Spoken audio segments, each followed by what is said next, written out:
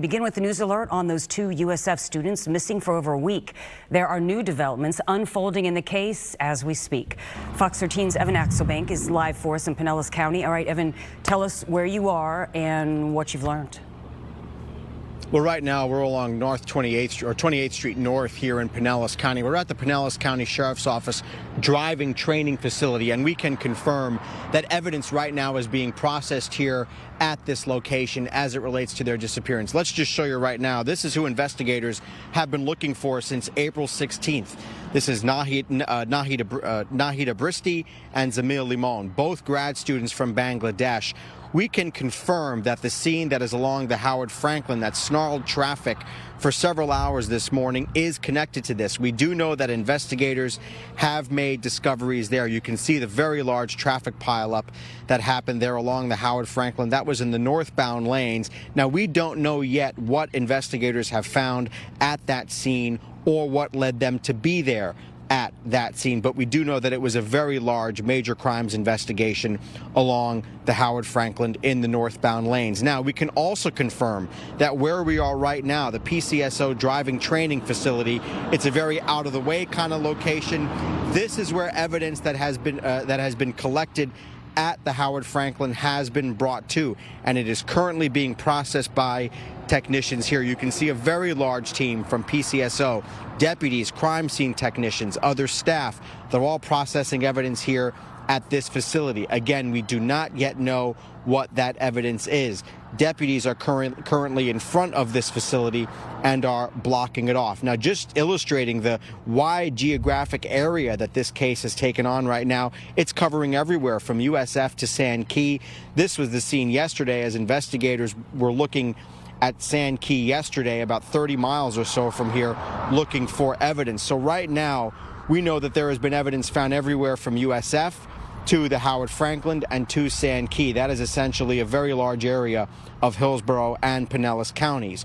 We don't yet know how this all pieces together or what has happened to these two students, Nahida Bristi and Zamil Limon. But this investigation is clearly at a critical phase right now. You saw, Linda, just how large of a scene they have here, how many investigators are here at the driving training facility piecing this evidence together. Again, this is where evidence was brought. The evidence was found at the Howard Frankland and brought here to 28th Street North in Pinellas County. So we're clearly at a critical phase here. We're just waiting for when investigators are going to begin to release their findings. Ooh, a lot of developments this morning. It's been crazy, Evan. I do have a couple questions for you.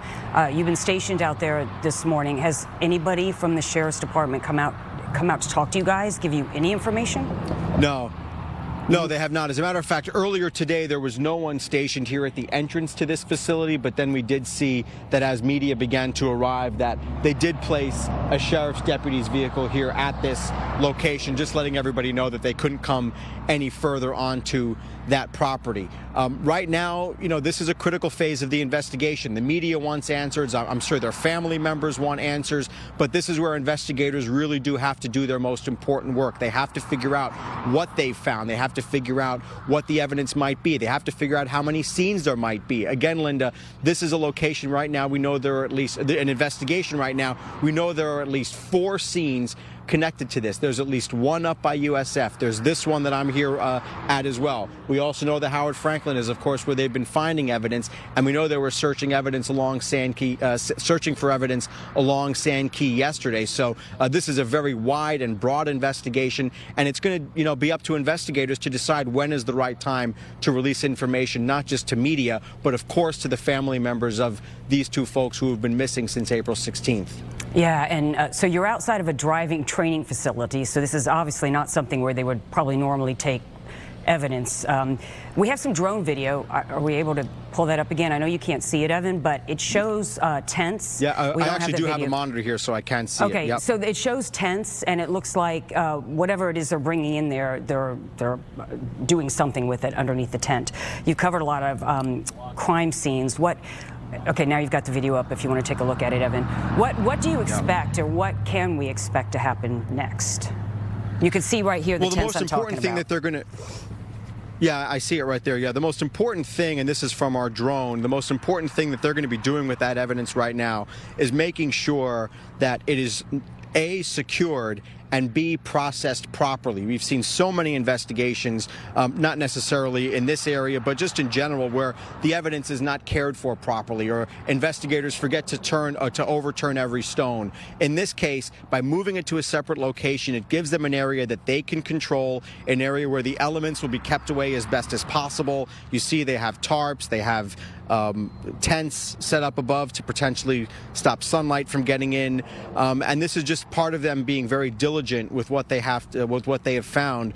You know, when you find evidence along the water, of course that water is now interacting with the evidence. So by moving it here to a location they can control, that is how they're going to be able to piece through this evidence as carefully as possible. And one thing we know, Linda, from covering many investigations, is they will take the time that they need. They are not going to be going by our schedule when our newscasts are on or when family members want to find information out. They have to be very clear in what they have found. They have to be very confident in what they have found. And this is all part of that process.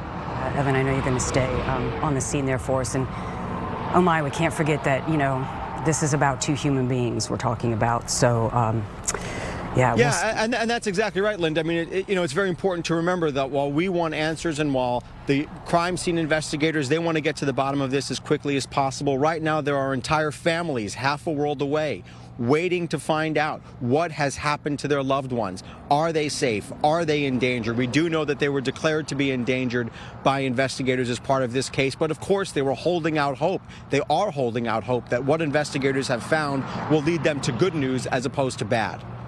Thanks, Evan. I know our community and, feeling the anxiety that the family is feeling right along with them. Thank you, Evan. All right, we are going to go to that other crime scene that Evan talked about in Hillsborough County. We believe it is linked to this case. The second scene, or another scene, I should say, is at Lake Forest Community at the intersection of Bruce B. Downs and Lake Forest Drive.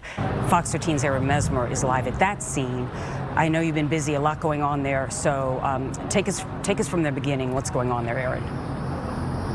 Well, Linda, I think we should start with what the latest is. Right now, there was a barricaded suspect inside an apartment here at Lake Forest Community Apartments and Townhomes.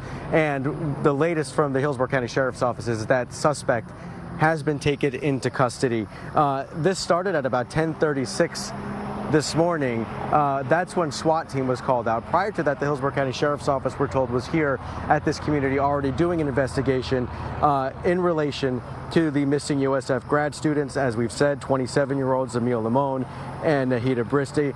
As Evan said, they have not been seen since April 16th. While we were here over the last hour, we saw a bomb disposal unit go in, followed by a mobile command unit, then a crisis negotiation team, and then the SWAT team. About 30 minutes after that, a spokesperson with the sheriff's office came over and told us that one person was in custody. This was not a hostage situation. That was the only person in the home at the time of this incident. Residents have not been allowed to go back over there.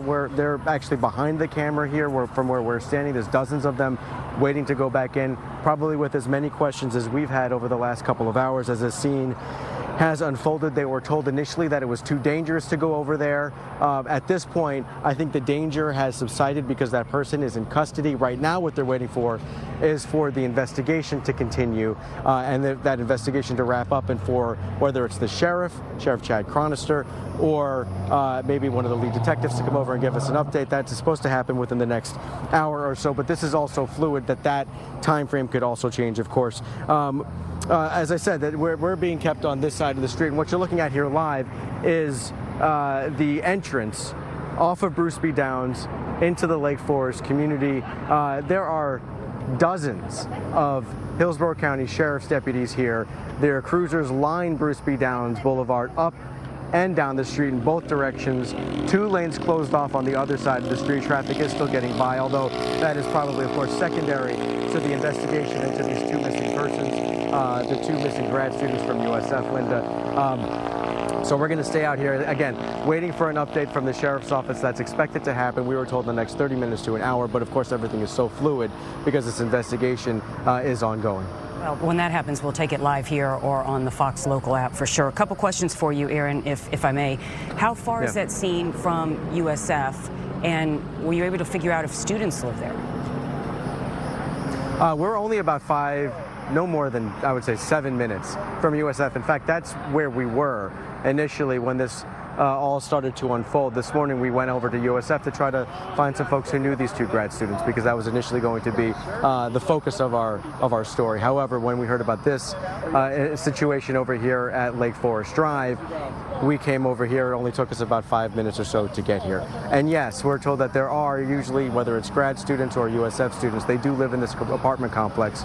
We talked with a couple of residents who live over here as they were waiting to go back across the street. They say it's a community that has a lot of turnover, and there are oftentimes folks who rent out these townhomes and these condominiums and apartments, and that sometimes they are students who live over at USF. And I know we have to be responsible here, but you did get a chance to talk to some of the neighbors.